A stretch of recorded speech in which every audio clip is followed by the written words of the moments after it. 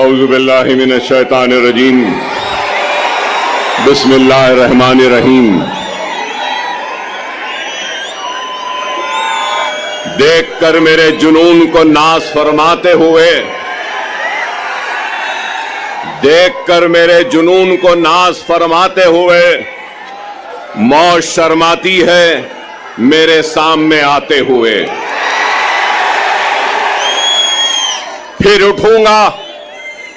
फिर उठूंगा अबर की मानन, बल खाता हुआ, घूमता फिरता, गरजता गूंजता गाता हुआ, वलवलों से बर्फ की मानन लहराता हुआ, मौत के साए में रहकर मौत पर छाया हुआ, मौत के साए में रहकर मौत पर छाया हुआ। काम है मेरा तगय्युर, नाम है मेरा शबाब, मेरा नारा इत्तेहाद इत्तेहाद इत्तेहाद। ये जोश मलियाबादी के गजल के अशार हैं और जोश साहब से माफी मांगता हूं कि इसमें मैंने कुछ तरमीम की है। और तरमीम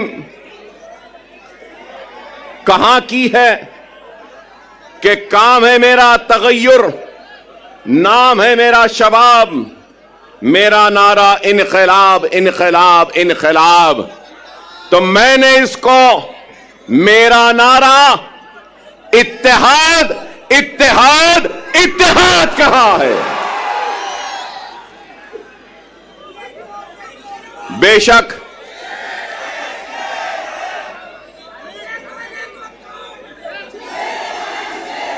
माफ करना, मुझे यह नारा पसंद नहीं। मैं शेर नहीं हूं,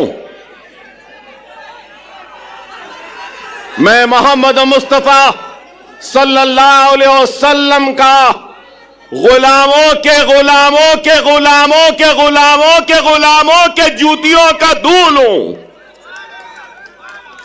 मैं शेर ना हूं, ना मुझे शेर बनना है। 10 साल पहले भी अगर महाराष्ट्र का रुख किया था तो आपको शेर बनाने के लिए रुख किया था। क्या शेर बनना है? शेर बनना है आसान सा है।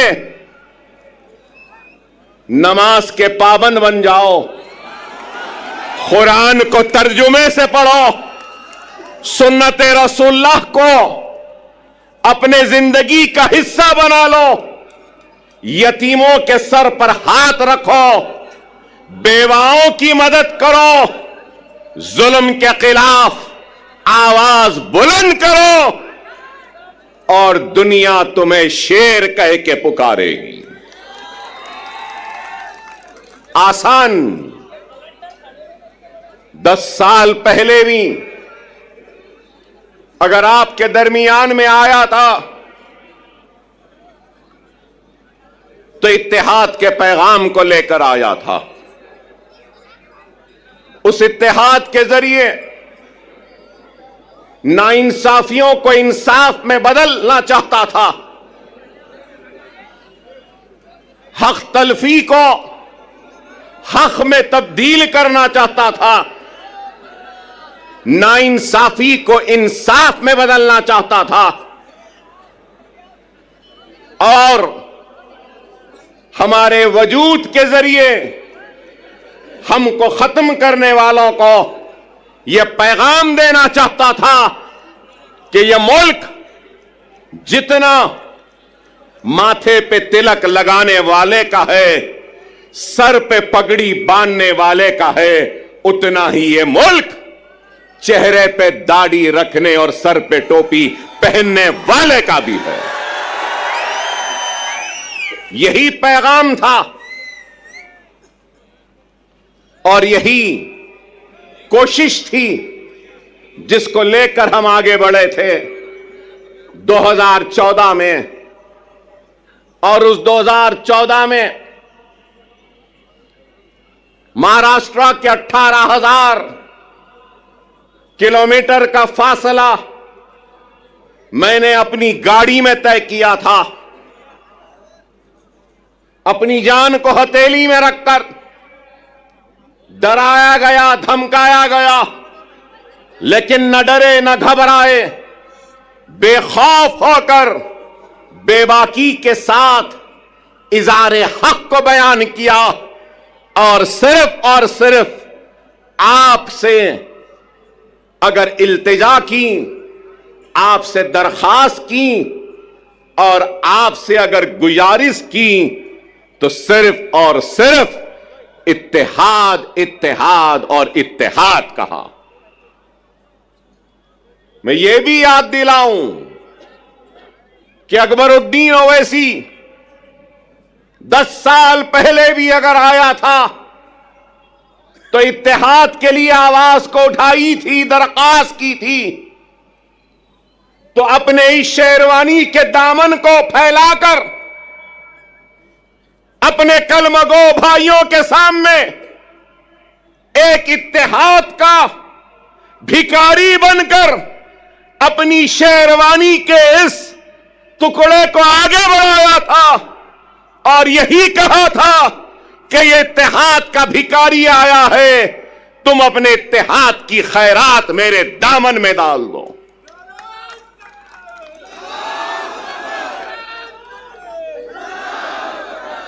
अल्लाह उसके रसूल की कसम, अकबरुद्दीन ओवैसी को अल्लाह ने इज्जत दी, शोहरत दी, नाम दिया, सब कुछ दिया, लेकिन एक बात कहूंगा,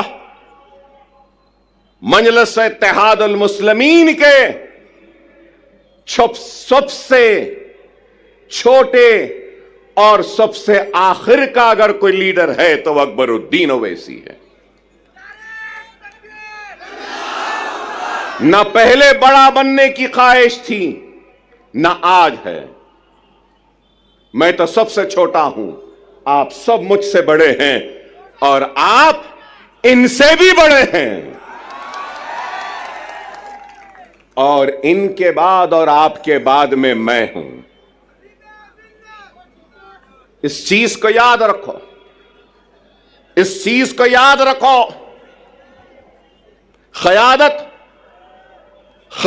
एक अजीम जिम्मेदारी है, क़यादत एक अजीम जिम्मेदारी है, और सदक़े दिल और बेगर्ज होकर जो खिदमत करेगा तो अल्लाह उसकी क़यादत में इस्तेहकाम और मजबूती देगा। क्योंकि मुझे मेरे वालिद और सालारी मिल्लत ने मुझसे कहा, क़यादत आसान नहीं, अगर क़यादत करना है तो बेगर्ज बन जाओ, तो जब गर्ज वाले की तकलीफ का एहसास होगा, जब तुम्हारी क़यादत में गर्ज आ जाएगा तो फिर वह क़यादत मजबूत नहीं हो सकती।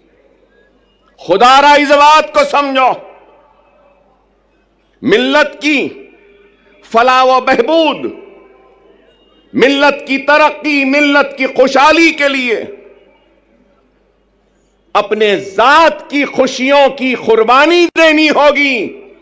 अगर क़यादत करने का अगर किसी को ज़ौक़ है या शौक़ है,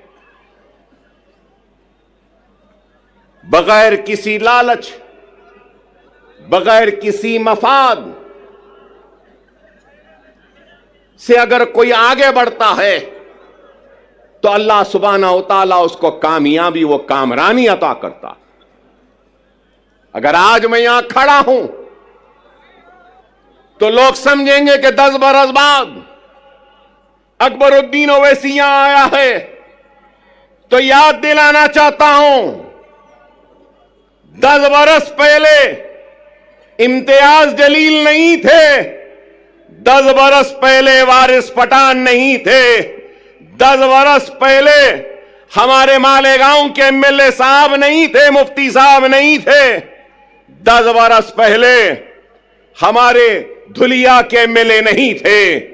अरे मैं क़यादत बनाने आया था, क़यादत बनी, महाराष्ट्र की बागोदौड़ इन जिम्मेदार हाथों के हवाले किया और इन जिम्मेदार हाथों ने इस क़यादत को आगे बढ़ाने की, ले जाने की बड़ी ही ईमानदारी के साथ, पूरे खुलूस के साथ कोशिश की बैरिस्टर असदुद्दीन ओवैसी साहब की क़यादत में। और आज 10 बरस बाद अगर आया हूं तो इस क़यादत को मजबूत करते हुए, इनको आगे बढ़ाकर इनके पीछे मजलिस के झंडे को थामने के लिए आया हूं। अकबरुद्दीन ओवैसी को कभी किसी चीज की ख्वाहिश व हसरत नहीं, हर वक्त यही पैगाम वो दावत देता रहा, आज भी दे रहा हूं। आपकी सरजमीन से आओ, काबिल नौजवानों से दरखास्त है, नेक लोगों से दरखास्त है, वुकलाओं से, डॉक्टरों से, इंजीनियर से, मिल्लत का दर्द रखने वालों से इल्तिजा है, आओ, जज्बे को लेकर आओ, दियानत के साथ आओ, इखलास के साथ आओ, खुलूस के साथ आओ। मैं अपनी कुर्सी पर तुमको बिठाऊंगा और तुम्हारे कदमों के पास खुद बैठ जाऊंगा। जमाती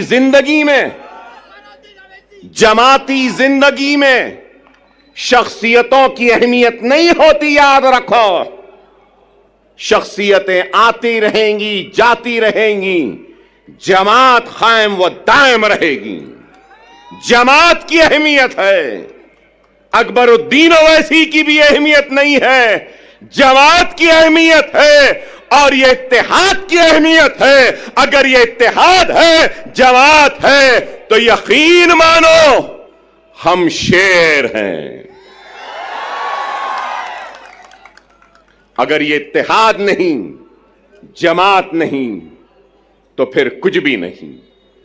खुदारा समझो, आज इंतखाबात का वक्त है। इंतखाबी मैदान में कई जमातें हैं, हजारों जमातें मैं कहूंगा, और शायद मैं गलत ना हूं तो विड्रॉल के बाद करीब 4000 से जायद उम्मीदवार अपनी किस्मत आजमा रहे हैं। 4000 से जायद बेशुमार जमातें। 10 साल पहले बीजेपी थी, शिवसेना थी और राष्ट्रवादी कांग्रेस थी, कहीं पर समाजवादी पार्टी भी थी। लेकिन आज कांग्रेस है, 2 एनसीपी है, पवार एनसीपी, शरद पवार, अजित पवार एनसीपी, 2 शिवसेना है, शिंदे सेना, ठाकरे सेना। अरे आप अंदाजा लगाइए कितनी पार्टियां हो गई। मेरा एक ही सवाल है, हिंदुत्व पे अमल करने वाली जमातें, शिवसेना, भारतीय जनता पार्टी, सही है ना? हिंदुत्व। अब हिंदुत्व की आइडियोलॉजी पे कायम रहने वाली शिवसेना के 2 टुकड़े हो गए 2 टुकड़े। आइडियोलॉजी तो दोनों की है एक ही। अब सवाल यह है कि कांग्रेस ने उद्धव ठाकरे से इत्तेहाद किया, पवार ने उद्धव ठाकरे से इत्तेहाद किया और एक 3 पार्टियों का एक गुट बना। तो मैं ये पूछना चाहता हूं, उद्धव ठाकरे जी, क्या आप हिंदुत्व का सबक राहुल और प्रियंका गांधी को पढ़ाने में कामयाब हो गए या नहीं हुए? मेरा सवाल है, राहुल व प्रियंका, क्या आप कांग्रेस के सेक्युलरिज्म का सबक पढ़ाने में उद्धव ठाकरे को कामयाब हुए या नहीं हुए? फिर मेरा सवाल है, शरद पवार साहब, क्या आप सेक्युलरिज्म का या आपकी जो भी आइडियोलॉजी है उसका सबक उद्धव ठाकरे और उस सेना को पढ़ाने में कामयाब हुए, या उद्धव ठाकरे हिंदुत्व का सबक पढ़ाने में आपको कामयाब हुए? यह मेरा सवाल है। चलो ये इनका हो गया, तो अब दूसरी तरफ अब हम देखते हैं कि अजीत पवार, तो मैं पूछना चाहता हूं कि अजीत पवार शिंदे के सबक को पढ़ लिए, समझ लिए, या शिंदे ने पवार को नया सबक पढ़ाया, नया सिखाया, या फिर बीजेपी ने अजीत पवार और शिंदे को सबक पढ़ा दिया, या फिर अजीत पवार ने अपने करप्शन का सबक मोदी को और योगी को पढ़ा दिया, वो समझ गए? बताओ क्या है, कहां है आइडियोलॉजी, कहां है बुनियादी उसूल? अरे इनके पास कोई बुनियादी उसूल नहीं, कोई आइडियोलॉजी नहीं। अगर कुछ चाहिए तो इनको इख्तिदार चाहिए, इनको गद्दी चाहिए, इनको तख्त चाहिए। लेकिन हम क्या समझते हैं?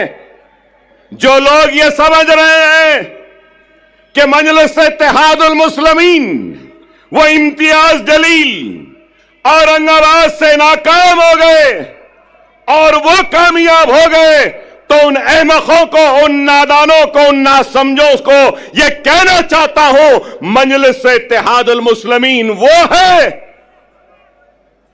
जो दिलों को फतेह करती है। हकीकी फातेह वो नहीं जो जीते और जमीन को फतेह कर ले। हकीकी फातेह वो होता है जो दिलों को जीतता है और दिलों को फतेह करता है। हमारा काम दिलों को जीतना है, दिलों को फतेह करना है। हमारा काम इख्तिदार के कुर्सियों पर बैठकर मजे लूटना नहीं है।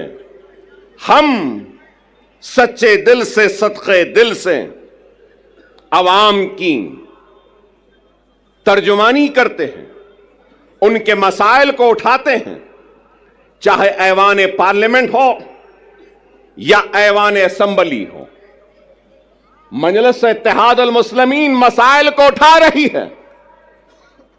मजलिस इत्तेहादुल मुस्लिमीन बेशक मुसलमानों की आवाज बनती है, मुसलमानों के मसाइल को उठाती है, लेकिन उसके साथ हर मजलूम की आवाज भी बनती है, दलितों की भी आवाज बनती है, तो हर किसी की आवाज बनती है। बैकवर्ड क्लास की बनती है, ओबीसी की बनती है, मराठा समाज की बनती है, तो हर समाज की आवाज बनती है। बेशक अकबरुद्दीन ओवैसी मुसलमान हैं, मैं ला इलाहा इल्लल्लाह मुहम्मदुर रसूलुल्लाह कलमा पढ़ने वाला मुसलमान हूं। मुझे नाज है मुसलमान होने पर, तो मुझे फख्र है हिंदुस्तानी होने पर। मैं फख्र से कहता हूं कि मैं हिंदुस्तानी हूं। हम हर एक के मसाइल उठाते। यहां पे बैठे हमारे दलित समाज के लोग हैं, दूसरे समाज के लोग हैं, बैकवर्ड क्लासेस के हैं, मुसलमान भी हैं, हर कोई है। मैं यही बात कहना चाहता हूं, हां, मुसलमान की आवाज बनकर हम मुसलमान के मसाइल को उठाते हैं।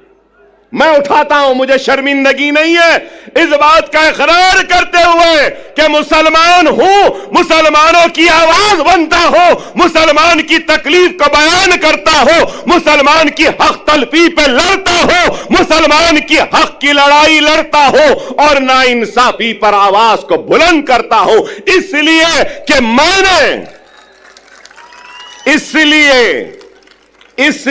कि मैंने दस्तूर पर हल्फ लिया है, बहैसियत रुकने असेंबली अवामी नुमाइंदे मेरी जिम्मेदारी है कि मैं सबसे पीछे वाले को आगे लाऊं, पिछड़े हुए को ताकत दूं, कमजोर को कुव्वत दूं और जो आखिरी में है उसको आगे बढ़ाऊं।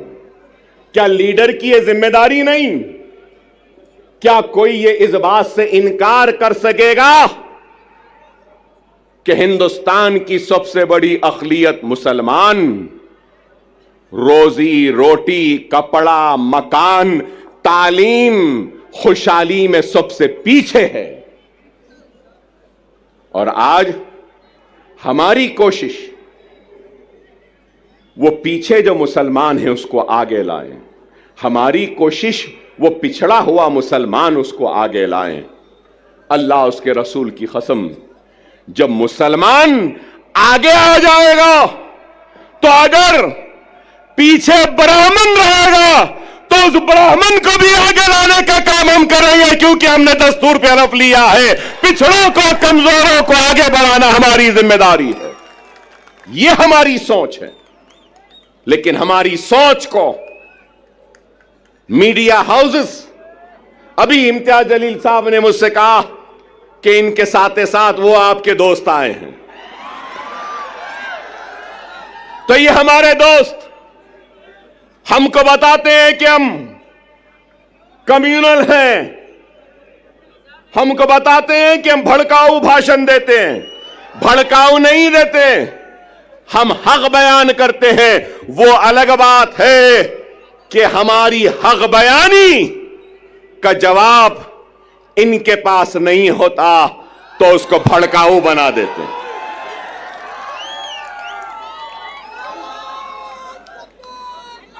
आज ही मैंने किसी न्यूज चैनल में देखा जिसमें योगी आदित्यनाथ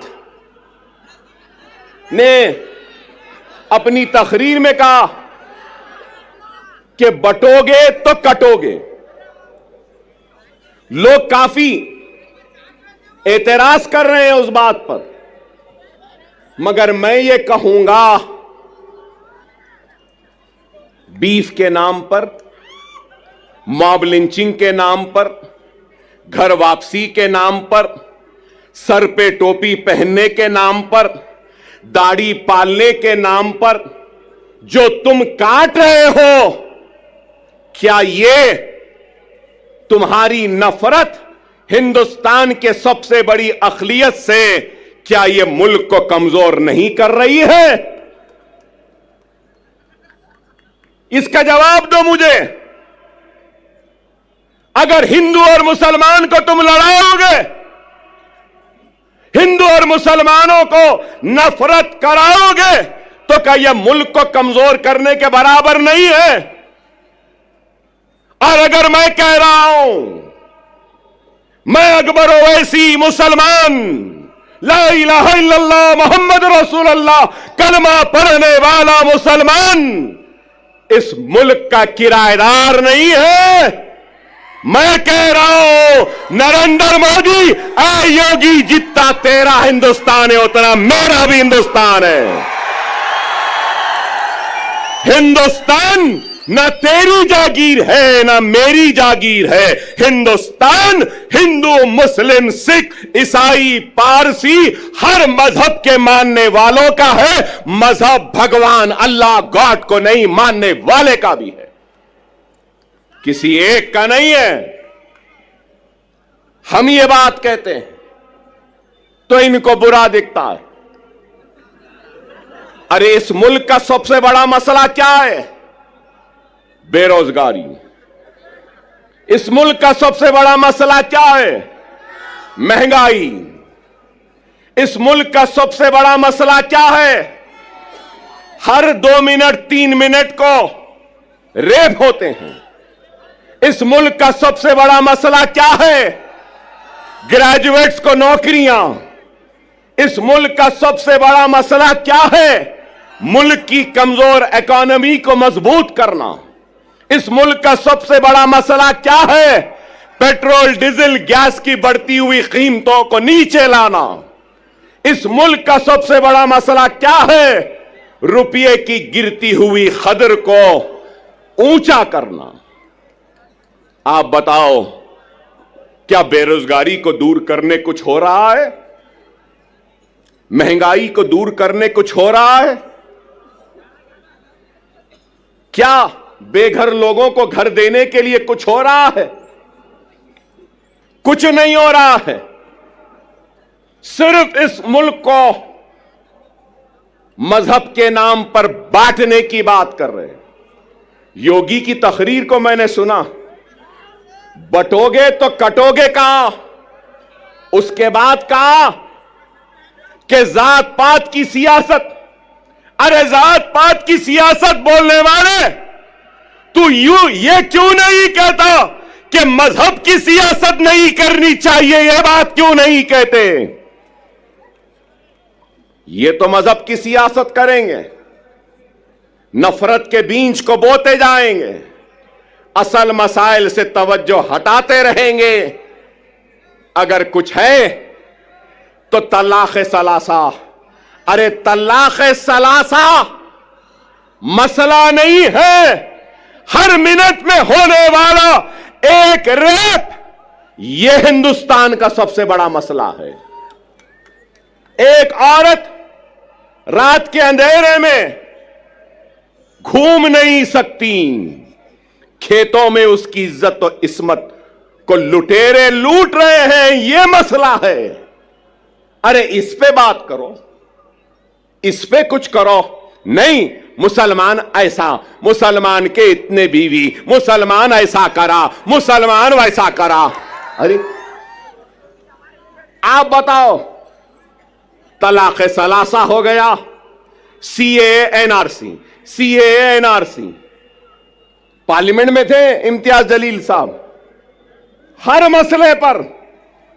अरे आप बताओ, आज मैं यहां खड़े होकर कह रहा हूं, जिम्मेदारी के साथ कह रहा हूं, मजलिस इत्तेहाद अल मुस्लिमीन के एक जिम्मेदार लीडर की हैसियत से कह रहा हूं और यह ऐलान कर रहा हूं कि मराठा समाज के लिए जो रिजर्वेशन की तहरीक चला रहे हैं, उनके लीडर, मैं उनसे कहूंगा, हमारा पूरा साथ आपके साथ है, हमारा पूरा ताउन आपके साथ है।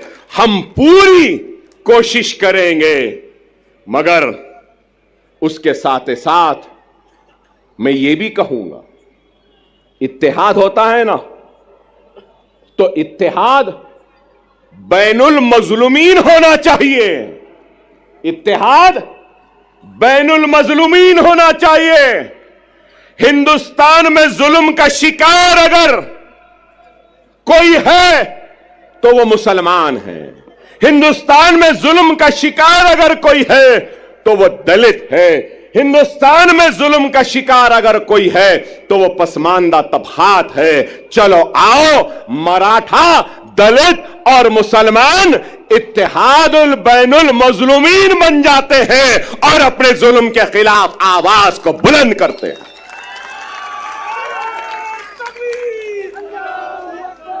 मगर मेरी बात खत्म नहीं हुई। मैं हमारे मराठा समाज के बड़े लीडर जो एहतजाज कर रहे हैं, भूख हड़ताल में बैठे हैं, उनसे कहना चाहता हूं, सिर्फ जरंगे पाटिल साहब से सिर्फ मराठा समाज पिछड़ा हुआ नहीं है, पूरा मराठवाड़ा भी पिछड़ा हुआ है। क्या मराठवाड़ा पिछड़ा हुआ नहीं है? क्या मराठवाड़ा का हिस्सा पूरा सबसे पीछे नहीं है? महाराष्ट्र के 3 हिस्से, एक हिस्सा है मुंबई, पूना, ये सारी चीजों का, दूसरा हिस्सा है विदर्भ का, तीसरा हिस्सा है मराठवाड़े का। इन तीनों हिस्सों में सबसे पिछड़ा, सबसे पीछे कौन है? मराठवाड़ा है। चलो, मराठवाड़ा की रिजर्वेशन के साथ हम मराठवाड़ा की खुशहाली के लिए भी जिद्दोजहद करते हैं। 30 साल पहले यहां बैठे हैं मेरे मराठा भाई बहुत हैं। जब मैं मराठा भाई कहता हूं तो सिर्फ मुसलमान, सिर्फ हिंदू मराठा नहीं होता, मुसलमान भी मराठा है, दलित भी मराठा है, और मराठवाड़ा में रहने वाला हर कोई मराठा है। अब मैं कहता हूं, 30 साल हुए, मीडिया वालों जरा तवज्जो, 30 साल हुए, 30 इयर्स, 30 साल हुए। क्रिएशन मतलब एक कॉन्स्टिट्यूशनल बॉडी बनाई गई। क्या आप जानते हैं वो बॉडी क्या है? Marathwada statutory development board. Marathwada statutory development board जो सिर्फ मराठवाड़ा के लिए बनाया गया। कागज पे तो है, पैसा नहीं है, कुछ नहीं देते।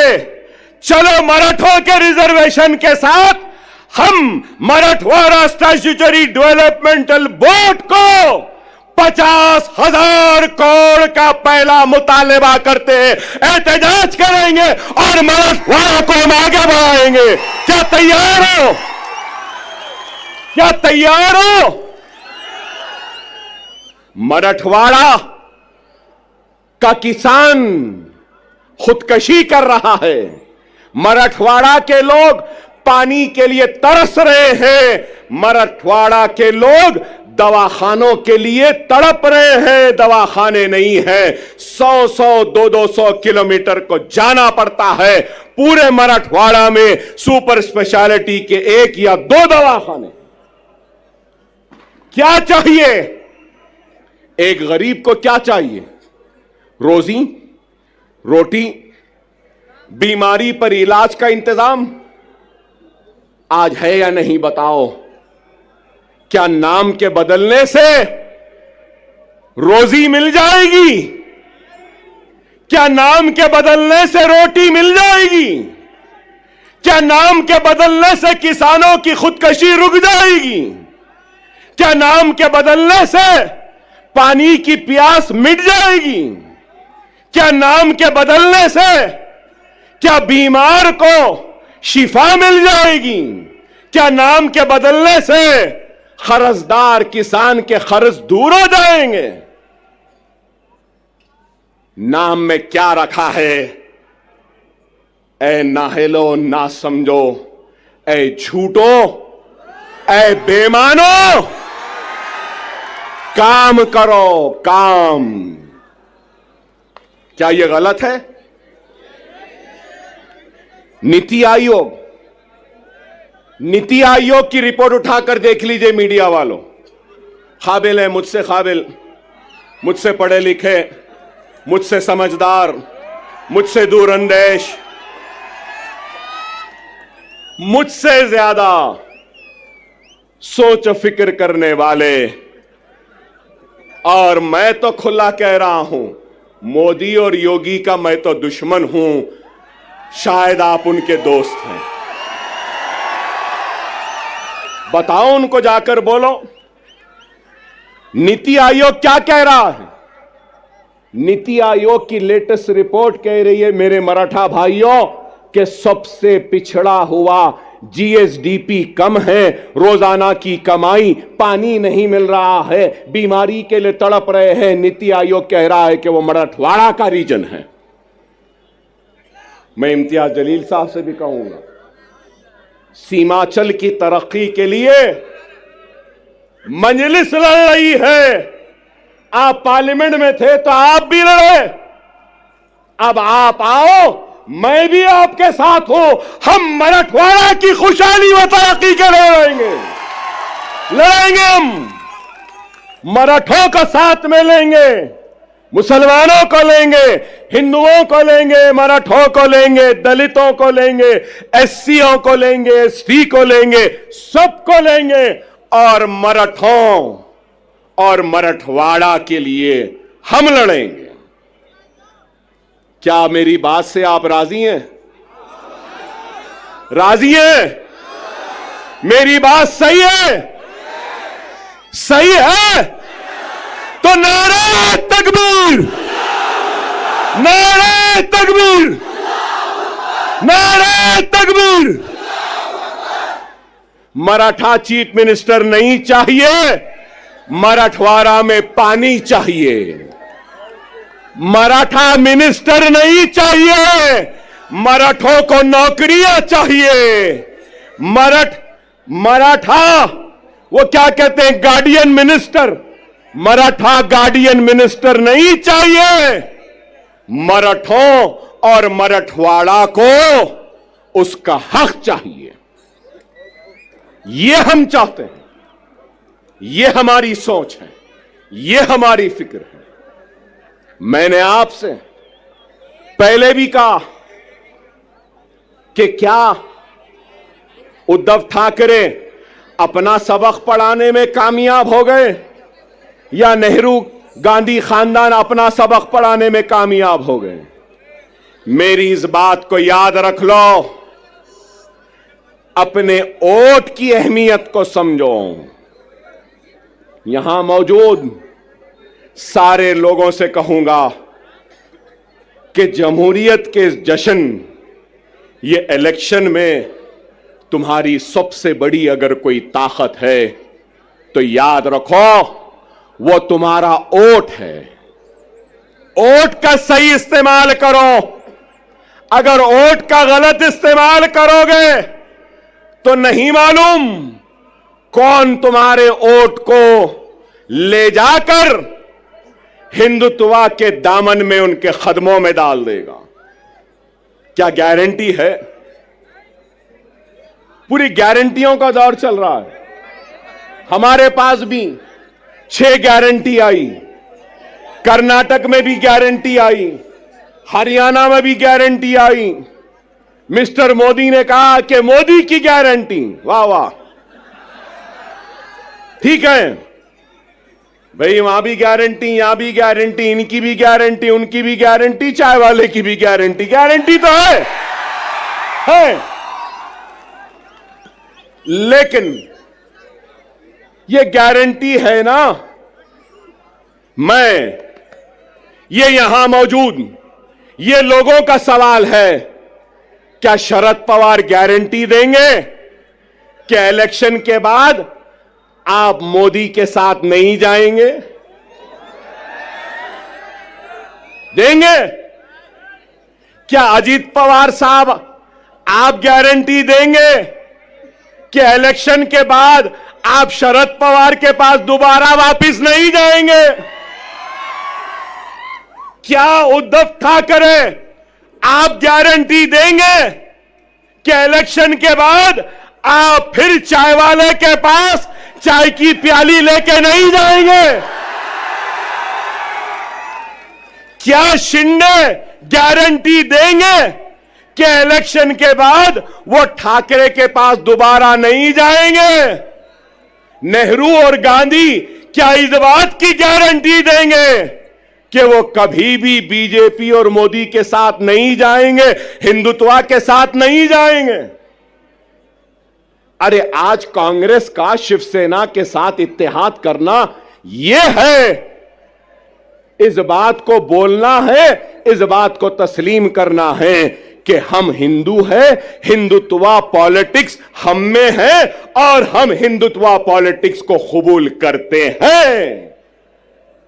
डायरेक्टली तो कबूल नहीं किए, इनडायरेक्टली कबूल कर लिए। कोई ऐसा खाता है तो कांग्रेस ऐसा खा रही है। यही है, यही है। समझो मेरी इस बात को। सियासी इस शोर और गुल में तुम्हारी आवाज गुम गई है। हर किसी की आवाज है, राव की आवाज है, रेड्डी की आवाज है, पाटिल की आवाज है, पटेल की आवाज है, गांधी की आवाज है, पवार की आवाज है, हर किसी की आवाज है। अगर आवाज नहीं है तो ला इलाहा इल्लल्लाह मुहम्मदुर रसूलुल्लाह कलमा पढ़ने वाले की आवाज नहीं है। और मैं इस सियासी शोर गुल में नारे तकबीर अल्लाह अकबर की आवाज को फिजाओं में गुंजाने के लिए, जोरदार नारा लगाने के लिए आया हूं। अपनी जात के लिए नहीं आया हूं, मैं तुम्हारी इज्जत के लिए आया हूं, तुम्हारे वक़ार के लिए आया हूं, तुम्हारे वजूद का एहसास दिलाने के लिए आया हूं कि हम जिंदा हैं, हम मुर्दा कौम नहीं है। तुम जिंदा कौम हो। अगर तुम जिंदा कौम हो तो उठो, उठो, एक मरकज़े सियासी पे जमा हो जाओ। उठो और एक हो जाओ। अगर तुम एक नहीं होंगे तो याद रख लो तुम्हारा वजूद खतरे में है। यही जोश, यही वलवला, यही उठना 20 तारीख का दिन है। उठोगे ना? उठोगे ना?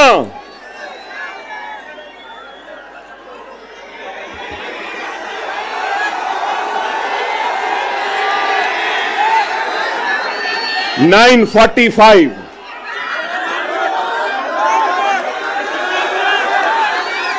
9:45 कैंपेनिंग का टाइम 10 बजे। अभी 15 मिनट बाकी है।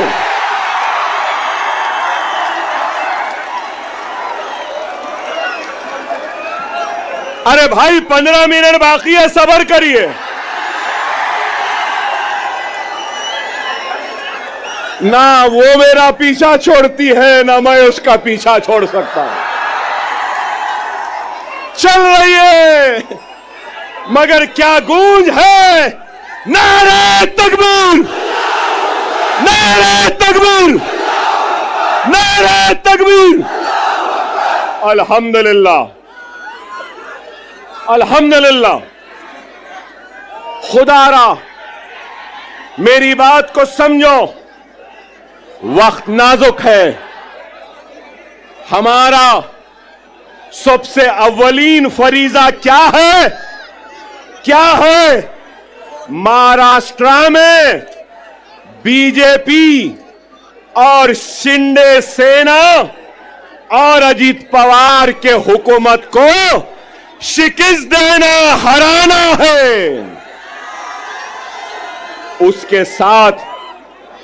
उसके साथ हमारी जिम्मेदारी है।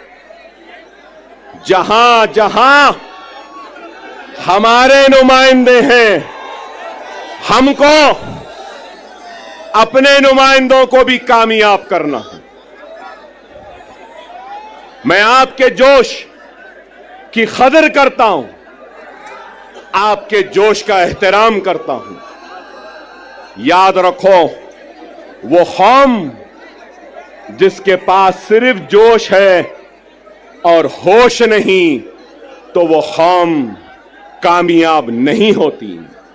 वही कौम कामयाब होती है जिस कौम के पास जोश भी होता है और होश भी होता है। थोड़ी देर सुन लें, अपनी बात को खत्म करूंगा। 12 मिनट हैं।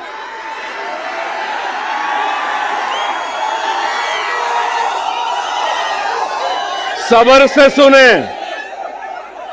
वक्त नाजुक है।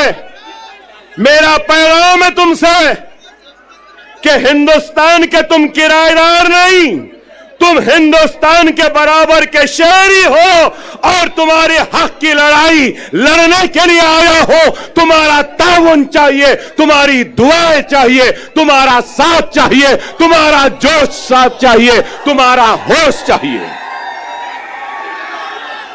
क्या ताउन दोगे? क्या तुम्हारी ताकत दोगे? क्या तुम्हारा इत्तेहाद दोगे?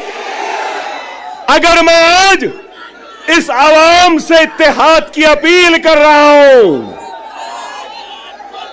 तो मजलिस इत्तेहादुल मुस्लिमीन से किसी भी वजह से दूर होने वाले हर फर्द, हर मर्द, हर खवातीन, हर कायद से अपील करता हूं कि आओ, इस जमात में आ जाओ, वापिस आ जाओ। ये जमात तुम्हारी भी है, ये तुम्हारी थी, आओ।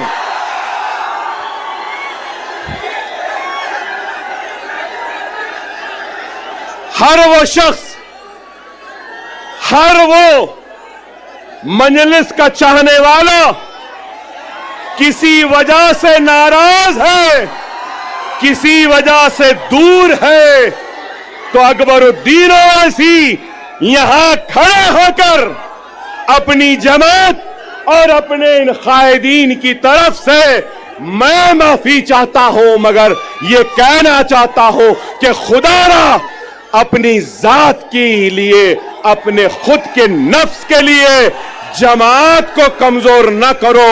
मैं नहीं रहूंगा, तुम नहीं रहोगे, लेकिन जमात कायम व दायम रहेगी। खुदारा, खुदारा आओ, हम अपने कुर्सियां तुमको देने तैयार। बहुत से उलमा, मशाइखीन, वुकला, डॉक्टर्स, इंजीनियर, रोजमर्रा की मजदूरी करने वाला एक मजदूर या कोई भी मेरा भाई, कलमागो भाई जो मुझसे नाराज है, मैं उससे अपील करता हूं कि आ जाओ। ये वक्त है, ये वक्त है 2 मिनट की खामोशी।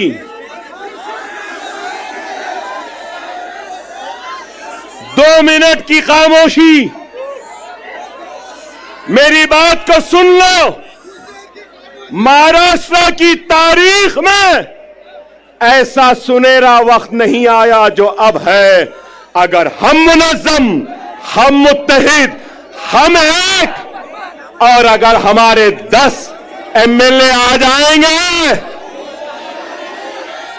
ना ठाकरे, ना शिंदे, ना गांधी, ना पवार, हमारी मर्जी, हमारी इजाजत के बगैर कोई भी तख्त पे नहीं बैठ सकता। सुनहरा मौका है, समझो। तुम बादशाहगर हो। तुम क्या हो? बादशाहगर हो। जिसको चाहे तख्त पे बिठा सकते हो, जिसको चाहे तख्त पे औंधा लिटा सकते हो। समझो इस बात को। मैं किसी का नाम नहीं ले रहा हूं, मगर हर एक से अपील कर रहा हूं, आओ, ये तुम्हारी जमात है, ये तुम्हारी अपनी जमात है। अगर तुम एक बात कहूंगा एक बात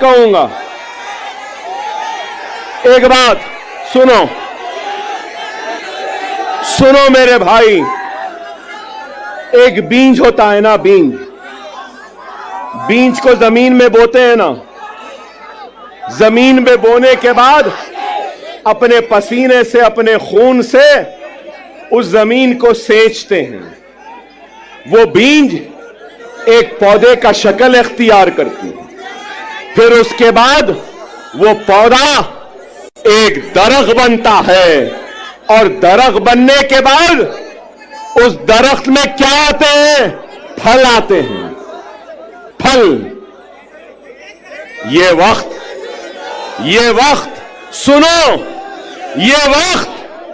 सुनो, हमने बीज बोया, खून पसीने से सेंचा जमीन को, पौधा आया, झाड़ लगे, और वो झाड़ में आज फल है। ये फल खाने का वक्त है, फलदार दरख्त को काटने का वक्त नहीं है। खुदा इस बात को समझो। मेरे उलमा ये बात को समझिए, मेरे मशाइख इस बात को समझिए, मेरे डॉक्टर साहिबीन इस बात को समझिए, मेरे वुकला साहिबीन समझिए, मेरे गरीब मुसलमान भाइयों इस बात को समझो। ये फल खाने का वक्त है, फलदार दरख्त को काटने का वक्त नहीं है। खुदारा एक हो जाओ। आपका जोश, आपकी बेचैनी है, नहीं तो बहुत सोच के आया था, जरा चाय भी बोलूंगा, चाय वाले को भी बोलूंगा, मगर आप बोलने नहीं दिए।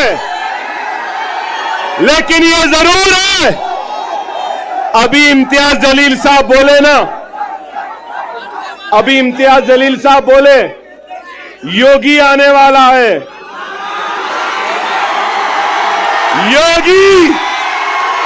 योगी तेरे आने के बाद अकबर भी आने वाला है। मोदी तेरे आने के बाद अकबर भी आने वाला है।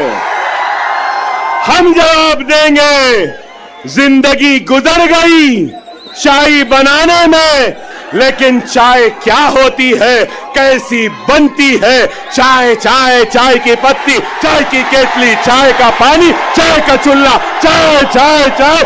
हम बोलेंगे 20 तारीख को पतंग रहेगी। क्या रहेगी? पतंग रहेगी।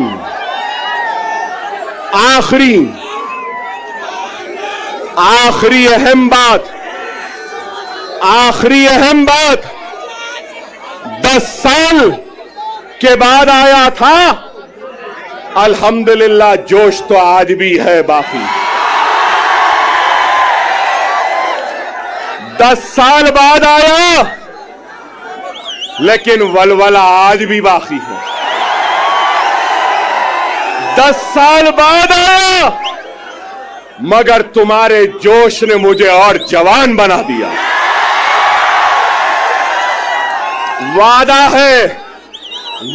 है महाराष्ट्र की सियासत में इम्तियाज जलील और दूसरों के साथ अकबरुद्दीन ओवैसी भी अब खांधे से खांधा मिलाकर खड़ा रहेगा। औरंगाबाद हो, नांदेड़ हो, उस्मानाबाद हो, या शोलापुर हो, या मुंबई हो, अब अकबरुद्दीन ओवैसी आता रहेगा, जाता रहेगा, हर ओर पर नजर डालेगा। जिंदगी में मैंने कभी भी वोट नहीं मांगा। मैं 6 इलेक्शन जीत गया। कितने? 6। अब 30 बरस होते हैं। मगर आपसे कहूंगा, आप इस इलेक्शन में मजलिस के साथ इम्तियाज जलील और नासिर साहब के साथ साथ और हमारे दलित भाई के साथ साथ आप अपना वोट अकबर ओवैसी को भी दे रहे हो। आपकी हर तकलीफ में अकबर ओवैसी आएगा, आपके हर दुख में आएगा, आपके साथ रहेगा इंशाअल्लाह ताला। हम 20 तारीख को आसमान में सिर्फ पतंग पतंग पतंग पतंग पतंग पतंग पतंग रहेगी। नारे तकबीर, नारे तकबीर, नारे तकबीर। हिंदुस्तान, हिंदुस्तान, हिंदुस्तान। हम सब एक हैं, हम सब एक हैं और हम सब एक रहेंगे। औरंगाबाद हमारा था, हमारा है।